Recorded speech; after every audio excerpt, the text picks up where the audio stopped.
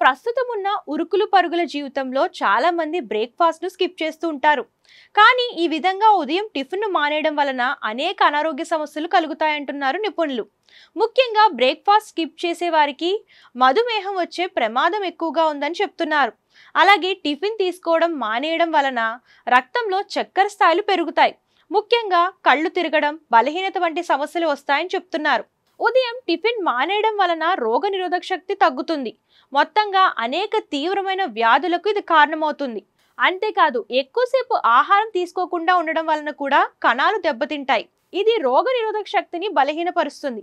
మరోవైపు అల్పాహారం మానేసిన వారు ఎక్కువ మొత్తంలో లంచ్ చేస్తూ ఉంటారు.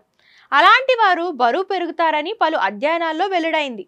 ఉదయం టిఫిన్ తీసుకోవడం మానేస్తే జీవక్రియ మందగిస్తుంది. శరీరంలోని జీవక్రియలు గతి తప్పుతాయి. అంతేకాదు, మైగ్రేన్ వంటి సమస్యలకు కూడా టిఫిన్ స్కిప్ చేయడం ఒక కారణమని నిపుణులు అభిప్రాయపడుతున్నారు.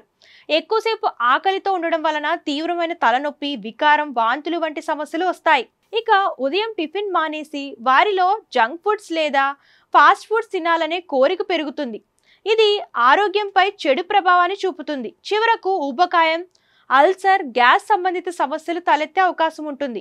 కాబట్టి ఎట్టి పరిస్థితుల్లో ఉదయం బ్రేక్ఫాస్ట్ ను మానేయడం మంచిది కాదు.